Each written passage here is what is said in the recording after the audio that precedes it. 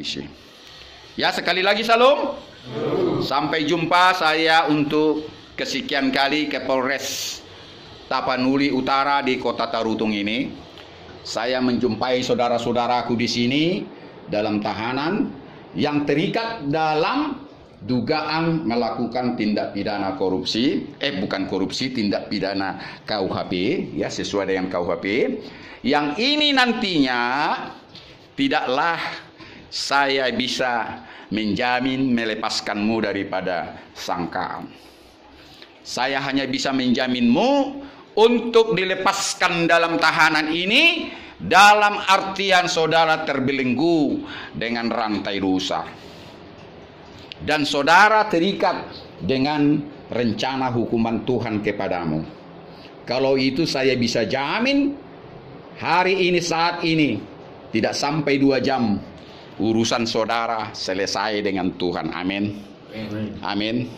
Maukah saudara diselesaikan urusanmu dengan Tuhan? Amin. Ada yang tidak mau, biar saya tahu, biar saya suruh tutup kupingnya. Dan bila perlu saya minta Pak Polisi dipindahkan dari sini, biar jangan mendengar, mengganggu daripada niat jahatmu yang tidak mau bertobat. Semua mau? Mau ya? Amin. Tepuk tangan dulu Bapak Kapolres. Kalau saya tepuk tangan sama pimpinan saya yang menjamin saya di sini, tepuk tangan saya itu keras loh.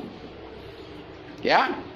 Keras, karena beliaulah yang menjagamu, ya, memeliharamu selama dalam pemeriksaan. Apalagi nanti sama Tuhan.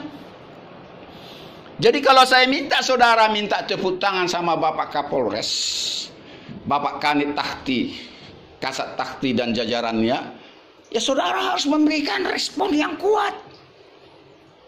Ya, apakah saudara dendam sama Pak Kapolres dan semua jajarannya yang menangkapmu? Ada yang sakit hati?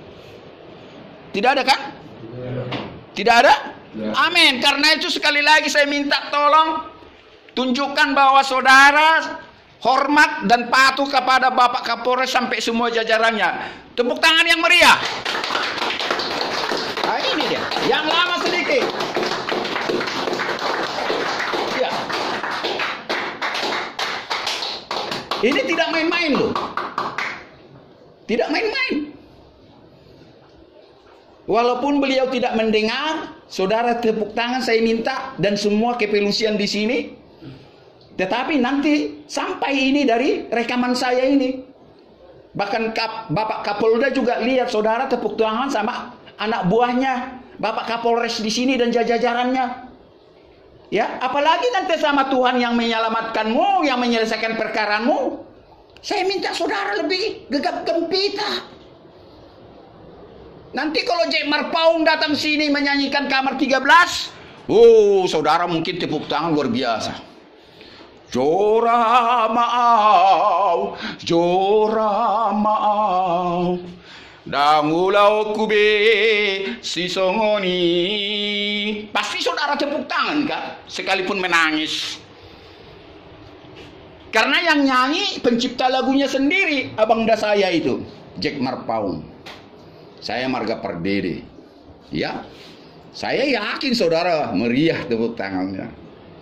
Ya, saudara-saudaraku gundul, inilah buktinya saya mengasihimu. Sama kepala kita ya. Tepuk tangan dulu persahabatan kita. Ini lebih meriah tepuk tangannya. Inilah tandanya saya mengasihimu kawan. Nah, sampai di sana belum habis ketawanya. Masalah licin lebih licin siapa, yaitu nantilah. Kalau saya tiap hari bisa cukur, kalau saudara nggak bisa tiap hari, karena di sini dilarang membawa pisau cukur, kan begitu. Nah, obat merah pun dilarang dibawa di sini, takut untuk bunuh diri. Karena tidak sedikit tahanan bunuh diri. Disalahkanlah Pak Polisi. Kenapa diizinkan bawa obat merah? Diminumlah, keracunanlah dia. mati, Pak Polisi yang salah. Jadi di beberapa tahanan, ya khususnya di Polrestabes Medan besar-besar ditulis, dilarang membawa ikat pinggang, sarung, ya, pisau cukur, baygon, ya. Tujuannya jangan sampai saudara bunuh diri. Karena saudara nggak sanggup membayangkan hukumanmu belasan tahun dan bisa juga seumur hidup dan bukan tidak bisa juga hukuman mati. Karena itu dilarang keras membawa senjata tajam dan makanan minuman yang membahayakan. Karena itu makanan dan minumanmu disortir oleh Pak Piket. Jangan-jangan di situ ada serbuk untuk saudara bunuh diri. Karena saudara sudah hilang kendali. Bisa saja Anda bisikkan kepada orang tuamu, kepada anakmu, kepada istrimu, suamimu, tolong masukkan racun ke makanan saya, karena saya tidak tahan lagi. Saya tidak tahu sangkaan apa kepada saudara-saudara. Tetapi sudah rahasia umum bahwa di Indonesia ini kasus narkoba perjudian yang paling banyak di semua tahanan dan penjara. Ya, ini sudah rahasia umum. Tanpa saya tahu saudara, di semua tahanan sekali lagi kebanyakan narkoba dan perjudian. Iya, sampai 70% dan sebagainya. Itu kenapa? Karena saudara mau mencari jalan pintas untuk boleh kaya. Sekalipun saudara bisa makan dan minum, tapi mau jalan pintas cepat kaya. Ya. Kalau Raja Salomo bilang orang yang cepat kaya akan memudahkan dia cepat miskin.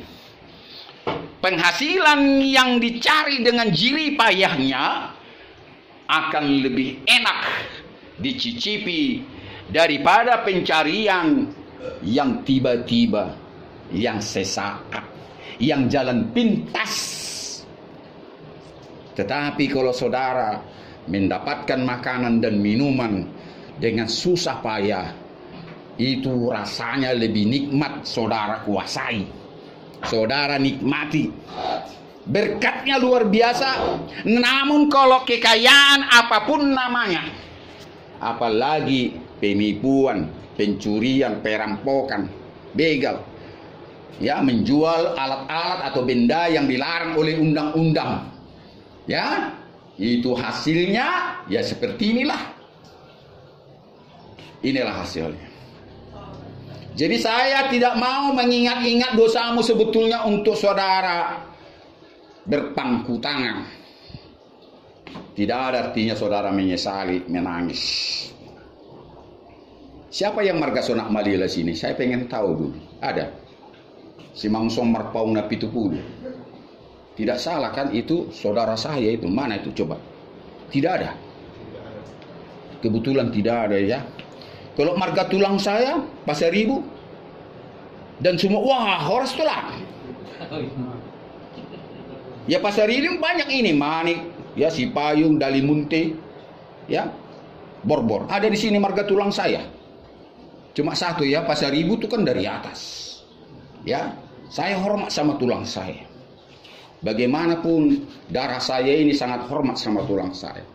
Tetapi di sini bukan masalah beres sama tulang saudaraku, tapi di sini adalah saya yang menerima anugerah dari Tuhan pentabisan saya tahun 76. Saya sudah ditabiskan waktu saya kelas 2 SMA menjadi pekabar Injil. Bayangkan. Dari kelas 2 SMA saya sudah berkhotbah padahal saya belum sidi. Ya, saya gereja saya HKBP. Memang sudah melanggar aturan, tapi saya sudah ditangkap Tuhan kelas 2 SMA. Saya tidak peduli, karena roh yang bekerja sama saya berkhotbah. Termasuk yang saya khotbah dulu, Bupati Tubasa Darwin Siagian. Ya, itu saya sudah khotbah itu waktu kanak-kanak saya masih itu. Dia sudah mau sarjana atau insinyur. Setelah itu saya ditabiskanlah artinya secara persekutuan tahun 99 dari Pusat Pekabaran Injil Indonesia yang pusatnya di Batu Malang, dan saya ambil dari Jakarta, cabang Jakarta. Dan evangelisasi Ekumene Indonesia termasuk dari kampus Crusade for Christ yang sama-sama ditabalkan saya berdasarkan amanat Yesus Kristus yang mengatakan apa? Kepadaku telah diberikan segala kuasa di sorga dan di bumi. Karena itu pergilah, jadikanlah semua bangsa muridku. Baptislah mereka dalam nama Bapa, Anak, dan Roh Kudus. Ajarlah mereka melakukan seperti apa yang sudah pernah kuajarkan kepadamu. Dan ketahuilah bahwa aku menyertai engkau sampai akhir zaman. Matius 28 ayat 19, 20. 18, 19, 20. Dan inilah yang saya pergunakan untuk menghampiri saudara-saudaraku di sini. Amin. Amin. Dan saya sudah singgung tadi sebelum ibadah ini bahwa saudaralah padi-padi, tanaman yang sudah menguning. Firman Tuhan mengatakan, lihatlah tanamanku sudah banyak menguning, tetapi hanya sedikit penyabit-penyabit, penuai-penuainya untuk mengumpulkan tanaman itu di lumbung Tuhan. Bawalah kepadaku emas, perak, mutiara yang berharga. Bersihkanlah untuk kerajaanku, untuk baitku. Saya minta maaf sama saudara-saudara. Mungkin di antara saudara ada yang tidak bersalah. Itu urusan polisi. Bisa saja salah tangkap dan sebagainya. Ya, tapi saya anggap dulu saudara sudah bersalah. Sekalipun belum diadili. Amin. Boleh? Maafkan saya ya. Ya, biar jelas kemana firman Tuhan ini disampaikan. Sekali lagi saya, ya tulangku, minta maaf saya. Katakanlah dulu semua sudah bersalah. Oke? Nanti urusan majelis hakim, kalau saudara dinyatakan nanti tidak bersalah. Nah, sekarang saudara sudah katakanlah bersalah sebelum proses hukum dilanjutkan. Saya sudah singgung tadi, urusan ini saya tidak punya kemampuan. Ya, sekalipun saya seorang advokat. Jika saudara tidak memakai saya tidak punya kemampuan. Saya di sini sebagai pendeta datang, bukan sebagai lawyermu. Ya, bukan sebagai lawyermu. Sebagai lawyer saya diam. Sebagai hamba Tuhan saya katakan, saudara adalah sangat berharga di mata Tuhan. Tepuk tangan dulu buat Tuhan Yesus. Saudara sangat berharga di mata Tuhan. Saudaralah padi-padi yang menguning itu, yang mau dikumpulkan di ladang, di lumbung-lumbung Tuhan. Dan saudaralah calon-calon mutiara-mutiara yang sedang dibersihkan. Amin. Amin. Semuanya ini kembali kepada pengakuanmu. Kembali kepada pengakuanmu, apakah engkau masih menyimpan dosa? Apakah engkau masih menyimpan kesalahan orang lain? Ya, saudara harus sadar, saudara tidak akan pernah diampuni dosamu tanpa saudara mengakui dosa sesama manusia. Amin. Amin. Amin. Akui dulu, ampuni dulu dosa orang-orang yang kau simpan selama ini, yang dendam dan tidak terbuka kemungkinan. Mungkin di antara saudara dendam sama polisi yang menangkapmu. Bisa saja. Gara-gara Pak polisi ini saya tertangkap. Itu saudara harus selesaikan dulu itu. Karena polisi menjalankan amanat undang-undang, bukan pribadinya menangkap dirimu, tetapi amanat undang-undang menangkap semua yang patut disangkakan melakukan perbuatan hukum, melanggar hukum. Amin. Iya. Jadi jangan pernah dendam. bahkan kepada jaksa nanti setelah engkau dituntut, dan kepada majelis hakim setelah majelis hakim memvonismu. Karena mereka semua menjalankan amanat undang-undang yang saudara dan saya membuat undang-undang itu. Amin. Kan saudara yang bikin undang-undang itu melalui anggota dewan dan pemerintah. Jadi ini pertama dulu saya ingatkan kepadamu kawan, biar jangan sampai saudara menyimpan amarah dendam ya kepada aparat yang mengadilimu kelak dari sejak pemeriksaan ini. Dan segala mungkin ada yang melaporkanmu ya, yang istilahnya kibus dan sebagainya, entah apa itu istilah di luar sana. Yang pasti semua orang wajib menjunjung tinggi, memberitahu kalau ada dugaan pelanggaran hukum, harus melapor kepada polisi. Amin atau amin? Ya amin dong. Bahkan kita akan dipidanakan kalau kita tidak melapor. Nah, ini pertama saya masuk dulu di sini. Karena tidak sedikit orang masih dendam kepada orang yang melapor polisi atas kejahatanmu. Ini harus saudara ampuni. Sebelum kita nanti minta doa pengampunan dosa atas kesalahanmu. Kalau dulu ajaran Rom Katolik sebelum ada Protestan, harus melalui uang, persembahan. Tidak cukup hanya berdoa. Karena itu sekarang ini tidak terjadi lagi itu. Karena diprotes. Karena pengampunan dosa bukan daripada persembahan kepada gereja atau pastor dan sebagainya. Karena semuanya ini telah ditanggung dengan kematian sang juru selamat kita. Jadi karena itu tidak ada lagi persembahan pengampunan dosa dan sebagainya. Mau saudara mempersembahkan kekayaan kepada gereja, persembahkan. Tetapi bukan cara itu saudara terampuni. Saudara terampuni hanya melalui syarat. Pertama, langsung saja saudara harus mengampuni orang yang bersalah kepadamu. Siapapun orangnya. Dan yang kedua, saudara mengaku semua dosa dan pelanggaranmu, baru saudara bisa minta pengampunan. Tanpa saudara mengaku, saudara tidak akan terampuni. Mengaku dosa dan minta pengakuan, pengampunan dosa. Tidak sulit-sulit amat. Tidak sulit. Tidak.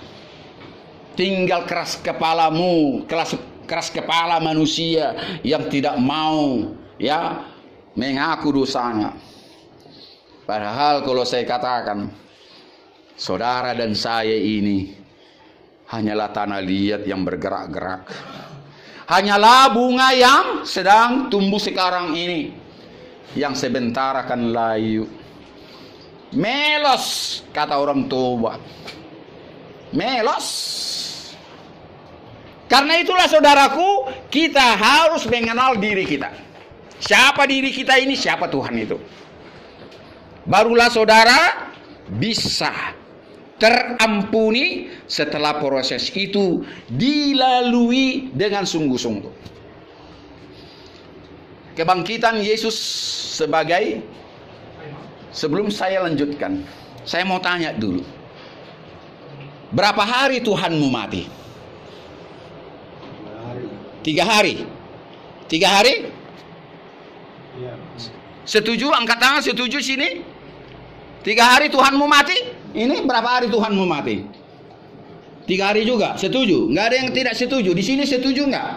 Setuju Tuhanmu mati 3 hari? Setuju, Pak. Setuju? Setuju, Pak. Ke neraka kalian semua. Di mana kekristenanmu Tuhanmu mati 3 hari? Pantasan kalian dimaki-maki orang. Tuhan orang Kristen mati 3 hari.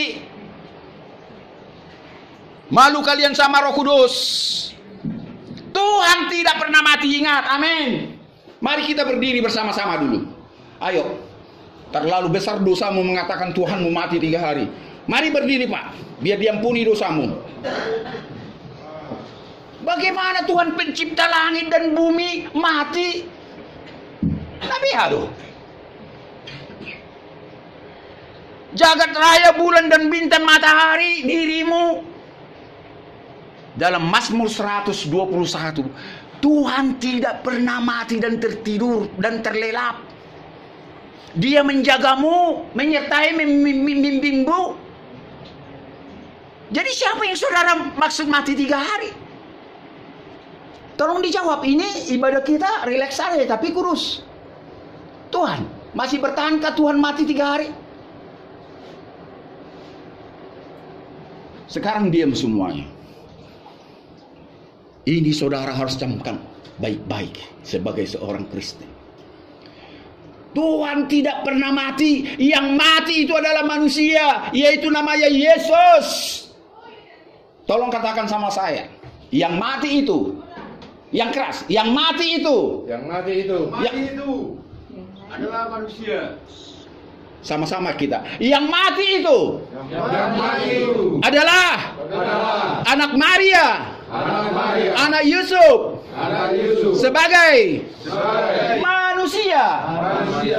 Karena Tuhan pencipta langit dan bumi tidak pernah mati. Makanya Tuhanku tidak pernah mati. Sekali lagi, katakan sekali lagi. Tuhanku tidak pernah mati. Sekali lagi, Tuhanku tidak pernah mati. Tuhanku tidak pernah mati. Mari kita berdoa. Bapa Elohim, pencipta langit dan bumi, ungkapkan kepada mereka semua rahasia Tuhan, agar mereka jangan salah mengimani selama ini, dan mereka semakin mengetahui kebenaran dan rahasia siapakah Tuhan kami dan firman-Mu. Janganlah kiranya mereka mengatakan Tuhannya mati 3 hari, tapi katakan kepada mereka, yang mati itu adalah Yesus sebagai manusia. Tolong Tuhan ibadah kami ini untuk menguatkan kami, jangan kami letoy, jangan kami tertunduk, jangan kami putus asa, jangan kami ketakutan, bimbang dan ragu, sekalipun kami dalam proses hukum akibat ulah kami sendiri. Dengan kami mengetahui rahasia-Mu dalam ibadah di penjara ini, biarlah Tuhan menguatkan kami sehingga kami boleh bertekun dalam kebenaran firman Tuhan. Kasihanilah kami semua di dalam segala kekurangan dan kelemahan kesalahan kami, mengaminkan akan firman-Mu. Kami percaya saat ini Engkau akan membuka rahasia kepada mereka, sehingga akan mereka terselamatkan dengan kebenaran yang mereka dapatkan. Berkati ibadah kami dalam nama Bapa, Anak, dan Roh Kudus. Sekalipun kami berbeda-beda gereja kami, tetapi kami satu seperti Engkau satu. Sekalipun kami memanggil Bapa, Anak, dan Roh Kudus, namun Tuhan kami adalah Tuhan yang satu, El-Echad. Dan tidak ada Tuhan kami lebih dari satu. Terpuji dan termuliakan nama-Mu Tuhan. Kami doakan semua orang-orang dalam sel tahanan Polres Tapanuli Utara di Tarutung ini. Kami doakan semua dari Bapak Kapolres sampai jajaran terendah, biar Engkau memberikan hikmat, kekuatan, kebenaran, agar mereka menjalankan kasih dan keadilan sesuai dengan firman-Mu. Terpuji dan termuliakanlah nama-Mu Tuhan. Sertai kami dalam ibadah ini, sucikan hati dan pikiran kami. Tanpa ada kesucian, kami tidak bisa melihat wajah-Mu. Tanpa ada kesucian, kami tidak bisa menerima firman-Mu yang suci, yang kados itu Tuhan. Terima kasih. Biarlah Engkau mulai saat ini sudah berbicara kepada kami. Dalam nama Tuhan kami, Yesus yang tidak pernah mati, karena Dia adalah pencipta langit dan bumi. Yang mati adalah Dia sebagai manusia.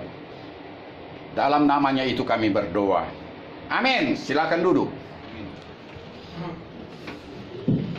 Kalau demikian, siapakah yang bangkit dari kubur itu? yang baru kita rayakan Paskah. Siapakah yang menghakimi dunia ini? Tolong jawab saya. Siapa yang menghakimi dunia ini? Tuhan pencipta langit dan bumi? Iya, Pak. Di sini kamar 1 ini, kamar 2 yang menghakimi dunia nanti Tuhan. Yang menciptakan langit dan bumi. Kamar 2 juga sama. Kamar 3, siapakah yang menghakimi nanti? Pencipta alam semesta? Sama juga. Siapa yang menghakimi nanti? Tuhan. Pencipta alam semesta. Amin. Amin. Tidak bisa saudara ke sorga kalau saudara mengaminkan itu. Tidak bisa saudara ke sorga kalau saudara mengaminkan itu. Yang menghakimi dunia ini ke neraka atau ke sorga. Dia sudah memberikan kuasa itu kepada anaknya yang sudah mati, bangkit dan naik ke sorga. Dan dia akan datang nanti sebagai raja di atas segala raja. Dan dia datang sebagai hakim agung bersama orang-orang yang mati di dalam Tuhan dan orang-orang yang hidup di dalam Tuhan. Itulah yang menghakimi dunia ini. Sedangkan malaikat pun nanti yang menghakimi dunia ini adalah manusia. Amin. Bisa saudara aminkan? Amin. Agak bingung? Tolong angkat tangan siapa yang bingung. Jujur saudara. Tidak ada yang bingung ya? Kalau tidak ada yang bingung, kenapa tadi mengatakan bahwa Tuhan itu mati? Yesus sudah raja di atas segala raja. Itulah saya ulangi apa dikatakan, kepadaku telah diberikan segala kuasa di sorga dan di bumi. Matius 28 ayat 18, 19, 20. Udah diberikan kuasa, termasuk kuasa menghakimi, bukan dia sebagai Tuhan. Kalau saudara mengatakan dia sebagai Tuhan, ya dia sebagai pencipta langit dan bumi, karena sebelum dia datang lahir dari rahim Maria, dia sudah berfirman. Ya, dia sudah berfirman bahwa dia akan datang ke rahimnya Maria. Hai Maria, jangan engkau takut. Aku yang datang ke rahimmu, kata Roh Kudus. Engkau mengandung Roh Kudus. Agama selain Kristen pun mengakui itu. Nggak usah saya katakan agama mana. Dia berasal dari roh Tuhan. Roh Tuhan itu Tuhan sendiri, yaitu pencipta langit dan bumi.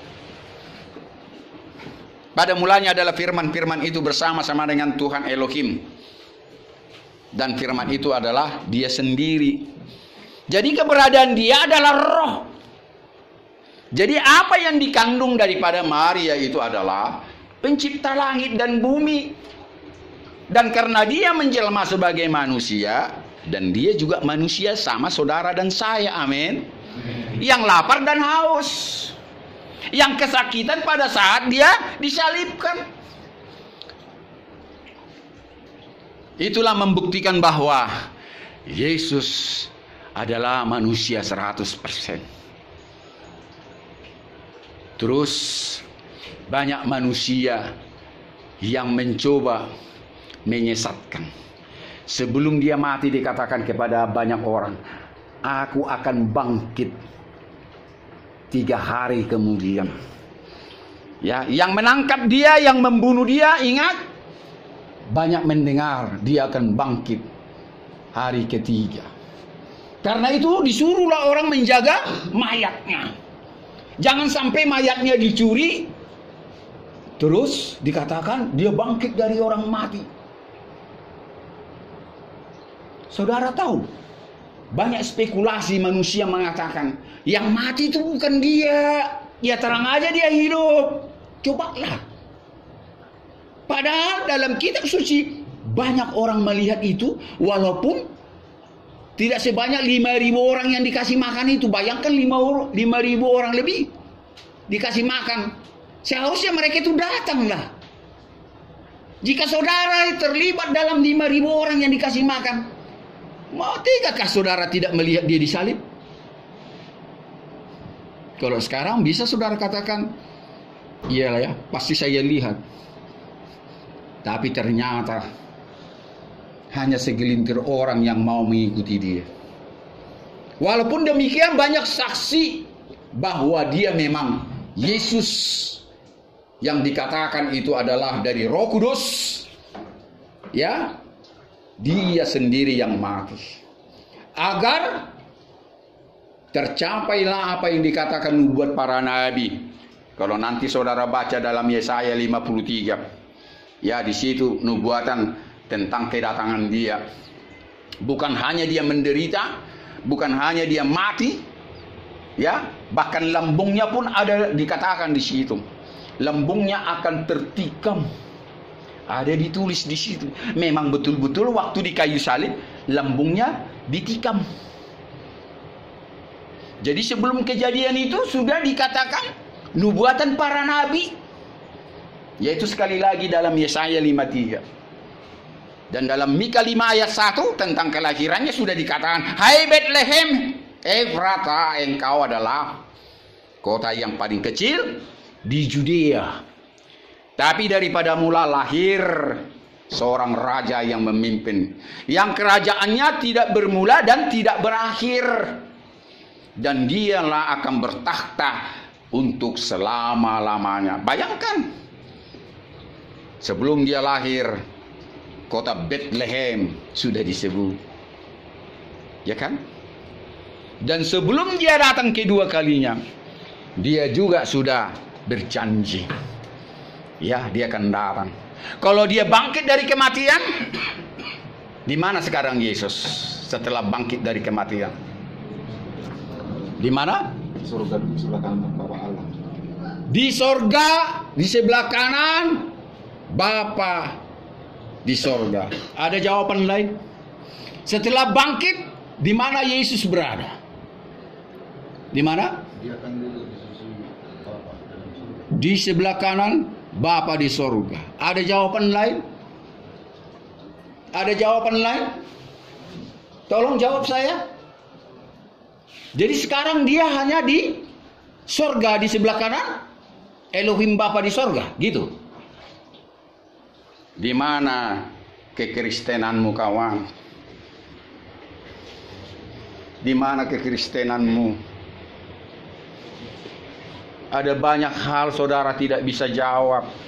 Saudara harus rindu.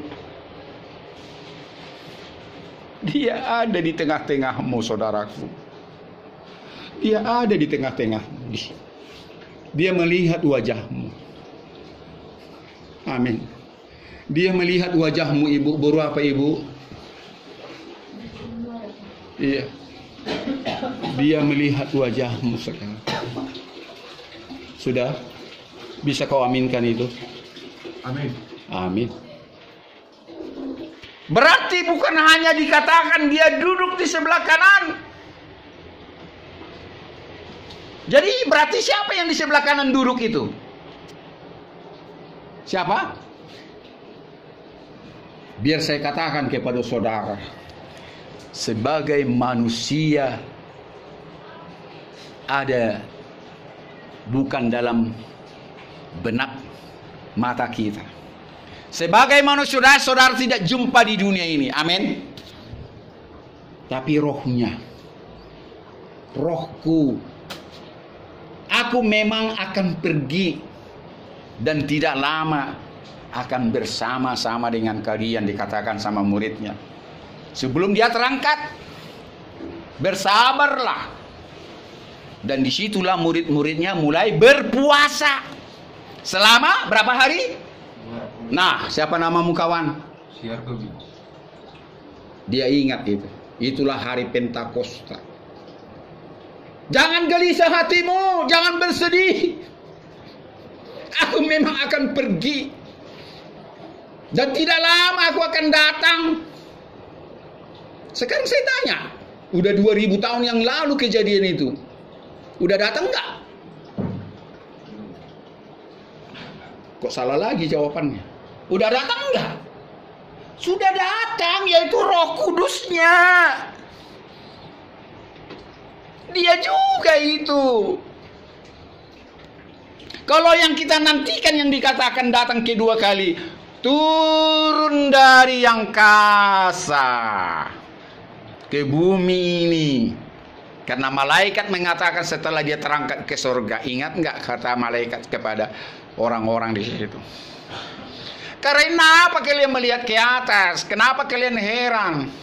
Dia yang terangkat sekarang ini, demikian juga dia akan datang kedua kalinya dengan rupa dan cara yang sama. Baca firman Tuhan. Bagaimana dia waktu terangkat ke surga, begitu juga dia akan datang kedua kalinya. Kalau dulu dia terangkat ke surga tidak diantarkan oleh manusia atau malaikat, tetapi kedatangannya nanti semua orang yang mati di dalam dia akan menyongsong dia ke awan-awan. Dan orang-orang yang hidup pada saat itu, orang yang hidup dalam Tuhan. Tetapi orang yang tidak dalam Tuhan mati, dan orang yang hidup di luar Tuhan tetap di dunia ini dan tetap di dalam kubur.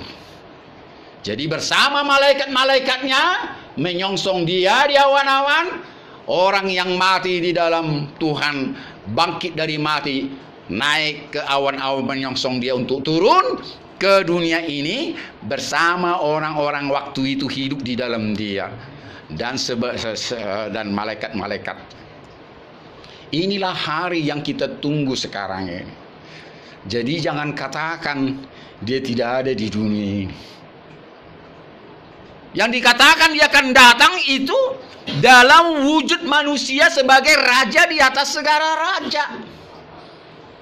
Dan saudara akan disesatkan apabila saudara berpikir, kalau begitu bajunya berganti enggak selama 2000 tahun? Janggutnya, rambutnya, rupanya berubah enggak? Itu enggak kapasitasmu, kawan. Enggak kapasitas kita untuk berpikir ke situ. Enggak sanggup kita memikirin itu selama di sorga. Sebagai manusia dia, apa makanannya? Jangan pikirkan ke situ. Tapi dia memang duduk, dikatakan di situ, di sebelah kanan. Namun rohnya ada di dunia ini setelah 50 hari dari kebangkitannya dari antara orang dari kenaikannya ke sorga. Ya, setelah dia naik ke sorga ada masa vakum. Masa vakum masalah dia kalau Bapa tidak pernah mati. Karena itulah orang waktu itu menanti-nantikan selama 50 hari. Karena dia berjanji, aku akan datang segera. Berpuasalah orang-orang, termasuk murid-muridnya.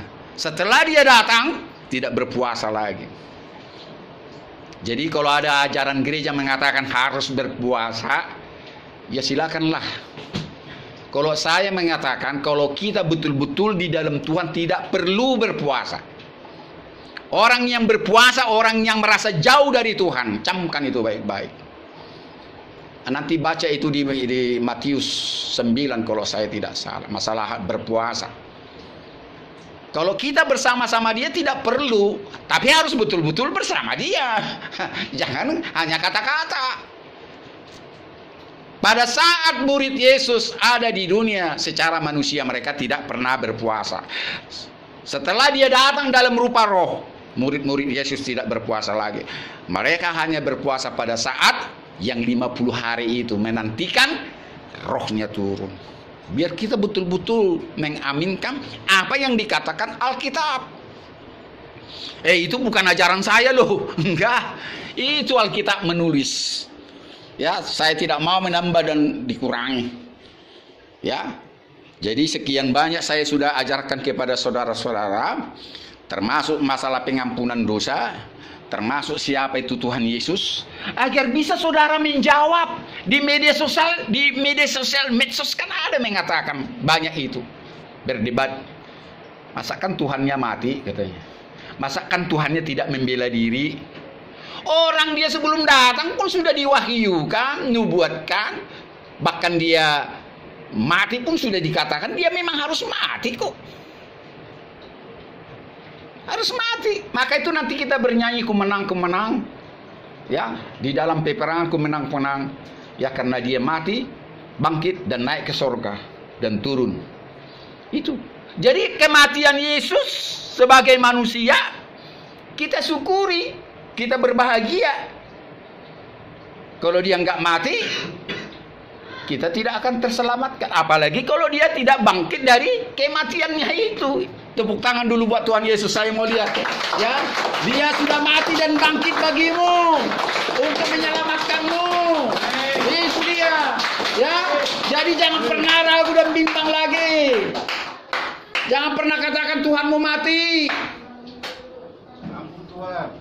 Ya, begitu. Jangan pernah. Orang yang menciptakan itu kok mati. Dan dia tidak perlu naik ke surga. Yang naik itu sebagai manusia. Makanya dia naik. Orang dia yang punya bumi dan surga. Semua planet-planet dia yang punya. Di bintang sana dia punya. Ya, planet-planet bermiliar jumlahnya. Dia ada di situ. Termasuk itu waktu dia mengatakan kepada bangsa Israel, aku sudah muak, udah jijik dengan korban-korban bakaranmu. Ya, tatkala bangsa Israel itu keras kepala sama Tuhan, bakar sini, bakar sana. Akhirnya Tuhan bilang apa? Udah muak aku bakar bakaranmu, lembu sapimu, kambing dombamu, merpatimu. Bukankah aku yang pencipta itu? Bukankah aku yang memiliki itu? Jadi buat apa itu lagi? Aku tidak mau itu. Aku mau yang engkau korbankan apa? Apa yang Tuhan mau dikorbankan? Rohnya. Roh siapa? Hati. Iya, jangan roh. Hatiku, betul. Inilah persembahan yang harum. Hatimu kasih, dirimu kasih. Bukan emas perakmu, lembu sapimu, merpatimu. Tidak. Orang dirimu sendiri pun aku yang punya. Jadi itulah saya tambahkan lagi. Pengampunan dosa bukan karena uang. Memang gereja perlu uang, termasuk saya. Dari mana uang saya ke Nias? Perlu memang, tapi bukan itu yang Tuhan minta. Ya, tidak harus ada uang dulu baru saya menginjil, tidak. Ada jalan lain Tuhan kasih. Ya, sekalipun merasa kekurangan suatu saat, jalan-jalan Tuhan dikasih. Apalagi dikatakan, jika engkau pergi menginjil janganlah membawa uang, janganlah membawa ya pakaian yang berlebih-lebih. Diberkatilah yang memberkati engkau dan dikutuklah orang yang mengutuk engkau. Diberkatilah orang yang memberi engkau tumpangan. Diberkatilah orang yang memberi engkau makan dan minum. Karena sama dengan orang itu memberi makan dan minum kepadaku. Ingat Matius 25. Dalam Matius 25 dikatakan. Dalam Matius 25 dikatakan tentang kerajaan sorga. Ibarat seorang gembala memisahkan kambing dombanya. Yang di sebelah kanan dipisahkan domba-domba. Di sebelah kiri dipisahkan itu kambing-kambing. Maka gembala itu mengatakan kepada yang sebelah kanannya domba-domba, hai kalian di sebelah kananku, terimalah kerajaan sorga pada saat ini yang sudah dipersiapkan kepadamu sejak dunia dijadikan.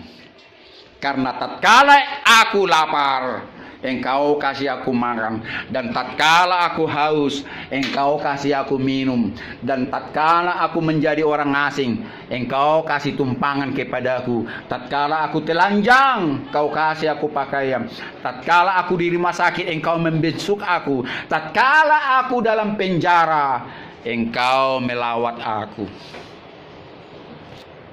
Terus orang-orang berkata, kapan rupanya kami melihat engkau seperti itu, sehingga kami memberi engkau makan minum, memberi tumpangan dan memberi pakaian, melihat engkau di rumah sakit dan melihat engkau di penjara. Saudara ingat apa jawaban Yesus? Apabila saudara sudah melakukan kepada satu orang pun manusia, engkau sudah melakukan itu kepadaku. Sekali lagi saya katakan, apabila engkau melakukan kepada salah seorang pun manusia, engkau sudah melakukan itu kepada aku. Jadi yang saya katakan tadi, saudara melakukan itu kepada Tuhan. Sebaliknya, yang di sebelah kiri, kepada kambing-kambing dikatakan, hai kalian di sebelah kiriku, enyahlah kalian di hadapanku, masuklah kalian ke kerajaan neraka yang tidak pernah habis-habisnya. Karena tatkala aku lapar engkau, kalian tidak pernah memberikan aku makan.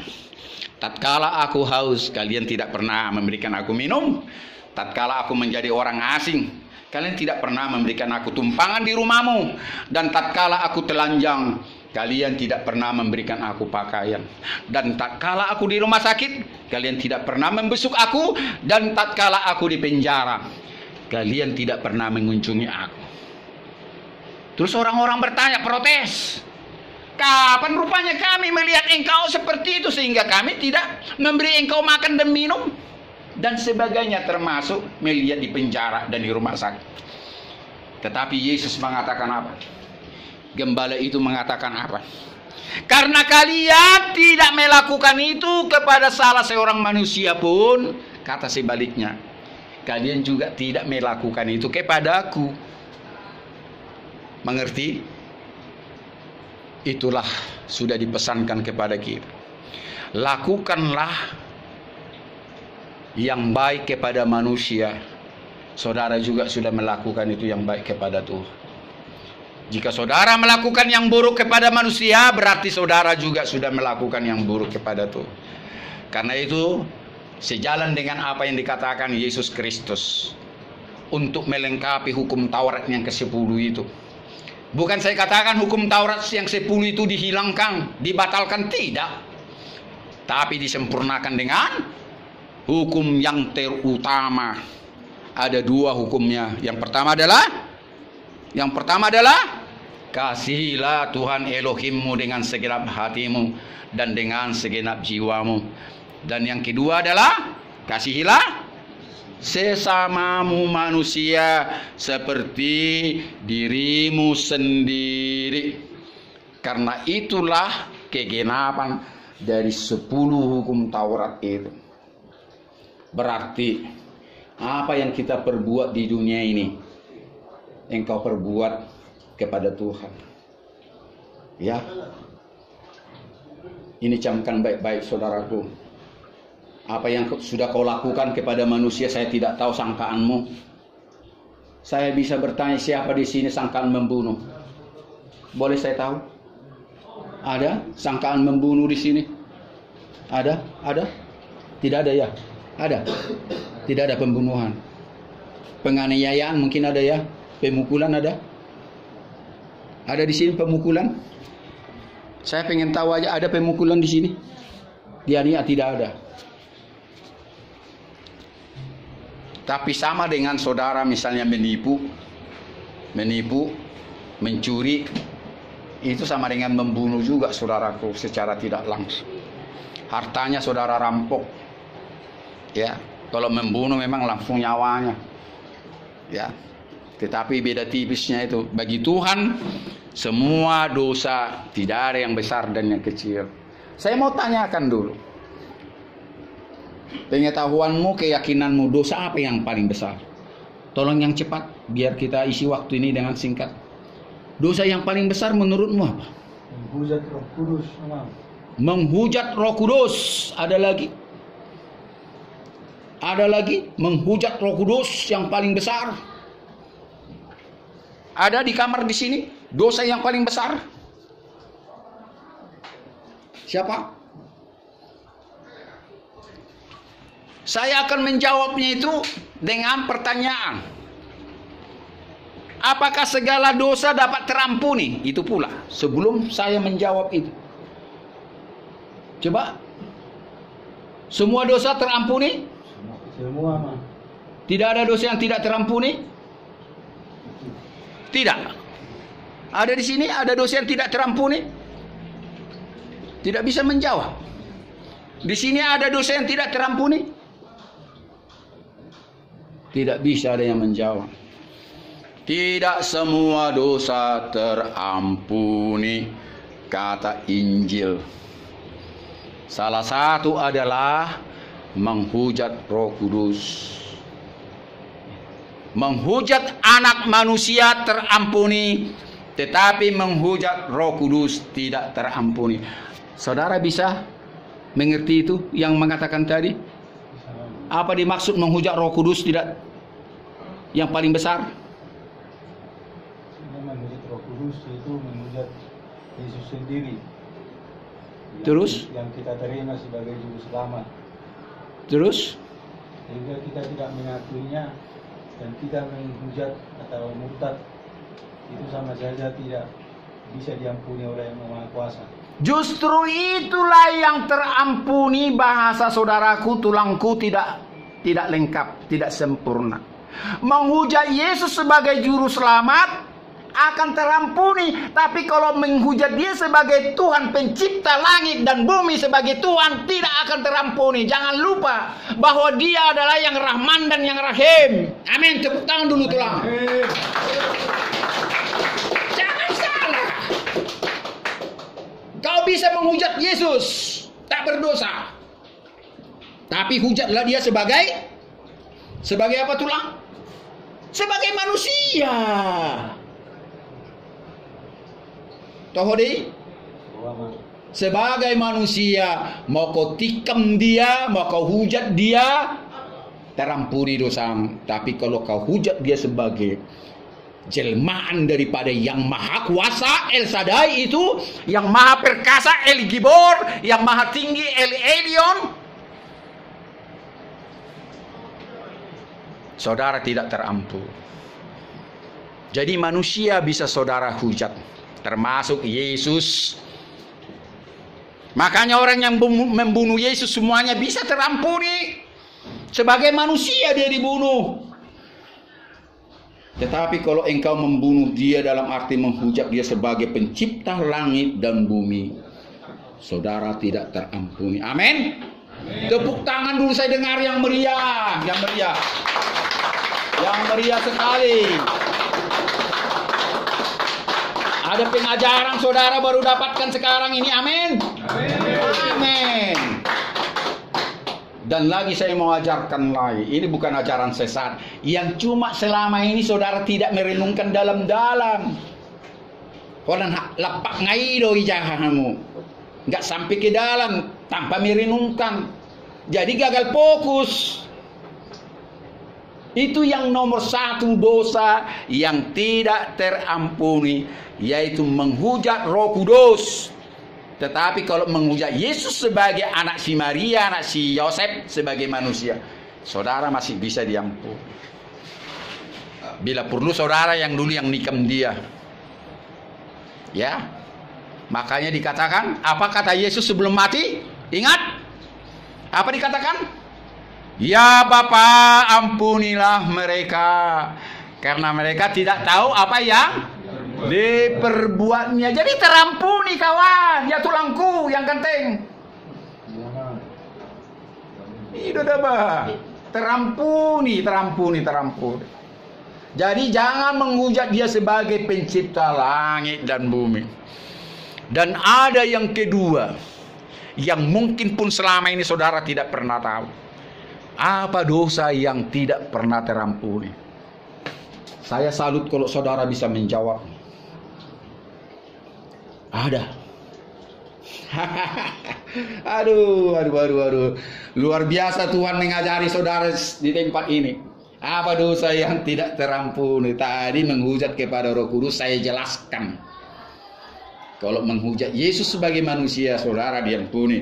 Menghujat Dia sebagai pencipta langit dan bumi, tidak akan terampuni. Itu yang pertama. Yang kedua, apakah itu? Tolong, kira-kira apa? Coba, jangan takut salah. Yang kedua, takut salah, tidak apa-apa.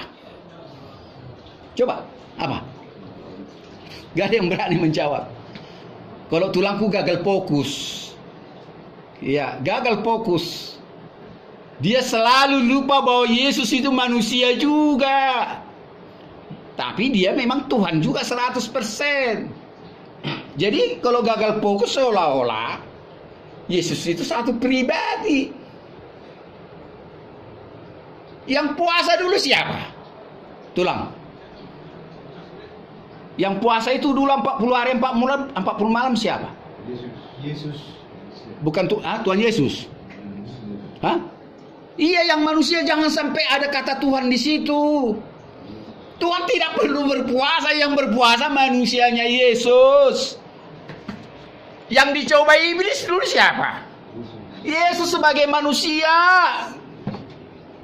Apa hebatnya iblis mencobai Tuhan pencipta langit, sedangkan iblis pun yang ciptakan Tuhan. Apa iblis yang menciptakan dia? Kalau iblis punya kumis, tak ada itu selembar kumisnya pun. Dan gundulnya, tak ada gundulnya diciptakan iblis. Hanya dialah El Sebaot. Makanya disebut El Sebaot. Elohim, pencipta langit dan bumi, itu bahasa Ibrani. El Sebaot. Makanya saya berdoa El Sebaot, saya bilang. Nggak usah saya sebut namanya. Ada banyak gereja harus menyebut namanya. Ya kalian itu saya bilang. Saya tidak mau bicara soal gereja. Sampai sekarang dipersoalkan nama pencipta langit dan bumi. Tidak perlu saya. Hanya saya katakan dia adalah El Gibor, Elohim, Tuhan yang maha perkasa. Dan tidak pernah loyo, dan tidak pernah tidur dan terlelap. Hanya satu oknum dia. El Shaddai yang maha kuasa. El Elyon, Elohim yang maha tinggi. Hanya satu yang maha tinggi. Kalau dibilang maha tidak ada dua. Kalau ada kata maha tidak ada dua.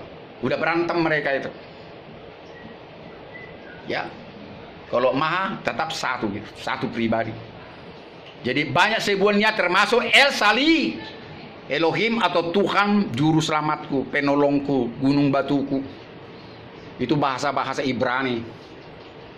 El Samah, Elohim sama, Tuhan yang maha hadir. Itulah yang hadir sekarang ini di dalam hati dan pikiranmu, yang ada di sini di Polres Taput ini. Elohim Samah. Banyak pengetahuan saya kasih kepadamu saudaraku. Nanti kalau keluar dari Polres ini, keluar dari penjara, buka YouTube-nya. Prison Hospital Crusade. Prison penjara, hospital rumah sakit, crusade. Crusade artinya prajurit perang salib. Perang salib, crusade. Buka mai dari dan non gundul medok gundul hon. Tapi setelah keluar dari sini atau keluar dari penjara, setelah vonis inkrah, ya buka itu. Kebetulan di dompet saya kartu nama saya nggak bisa saya bagi, semua di situ. Terbawa ke sana. Ya, lain kali saya bagi-bagikan. Tapi ingatlah itu prison penjara, hospital, rumah sakit, crusade, Laskar Kristus atau ya perang salib. Kalau saudara buka YouTube nanti, sekarang saudara nggak punya Android, nampak gundulmu dan nampak gundulku. Amin Pak Polisi. Amin Pak. Amin, luar biasa. Jadi jangan pernah bilang Tuhanmu mati. Ini Pak Polisi, masa Tuhannya katanya mati? Tidak ada yang mati. Yesus sebagai manusia yang mati. Dia yang bangkit juga manusia, dan dia yang datang juga manusia, yang sudah diberikan kuasa di sorga dan di bumi, dan dialah yang menghakimi dengan saudara dan saya tatkala saudara mati nanti di dalam dia. Bersama malaikat kita hakimi juga malaikat. Bayangkan saudara. Itulah makanya saya katakan saudara adalah mutiara yang berharga di mata Tuhan. Jadi jangan pernah rendah hati, rendah diri. Berharga saudara belum selesai. Kalau Jack Marpaung bisa, kenapa saudara tak bisa? Coba kita bangkit dulu, biar capek, yuk kita nyanyikan Kamar 13 yuk. Dulu waktu saya datang sini kami nyanyikan Kamar 13. Ayo, biar semangat sedikit, mau? Bapak jaksa, amang jaksa, ayo. Bapak hakim, andi gandopeau asa disida. Nung atolu bulan au di kas kamar Somar naro surat panggilan. Ayo kamar ini. Nabogosa dana rabe Banu borninau ngali-ngalian Modem di siminau lagi sabibik pesoado Rongit nasir mawima dong aku marbadai Di jano peau asa mula sianon Dahulau kube si songoni Di kamar 10 toluong Hutobus dosa kiri Di kamar 10 toluong narapidana Di kamar 10 toluong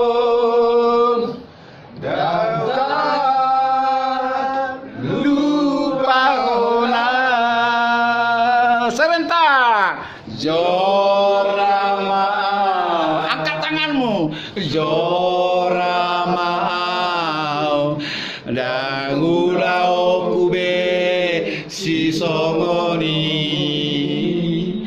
Molodung bebasa siap penjaraon Gabe jol mana hasea Joramau Joramau Joramau Dangulau kube si songoni Molodung dewasa siap penjara Gabe jol mana hasea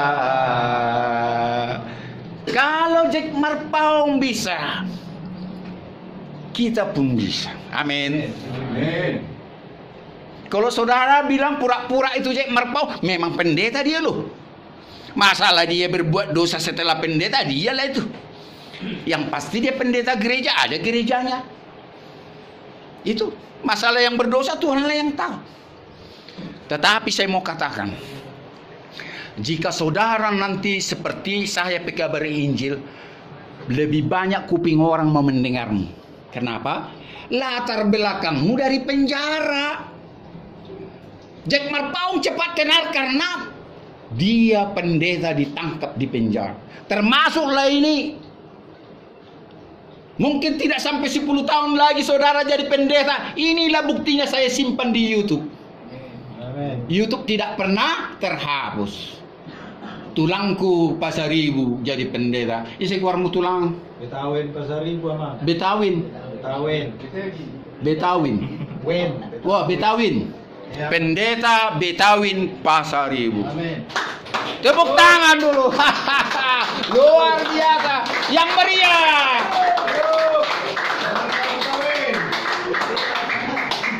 Pendeta Betawin Pasaribu berkehendak, berkeinginan mengikuti jejak pendeta Jack Marpaung. Amin ya.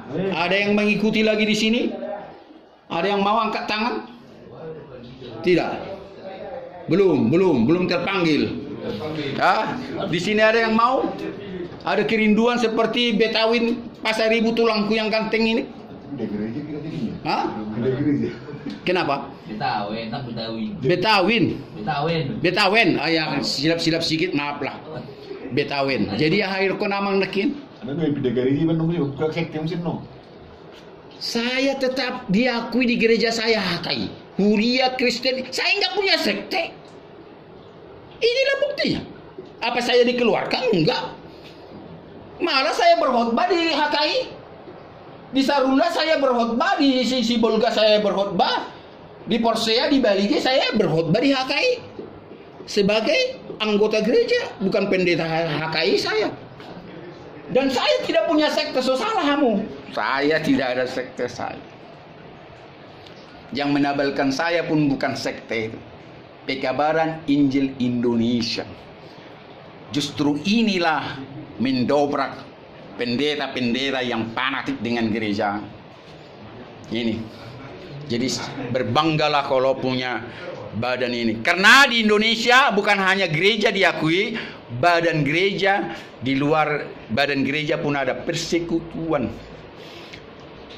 Kita perhatikan pengakuan iman rasuli.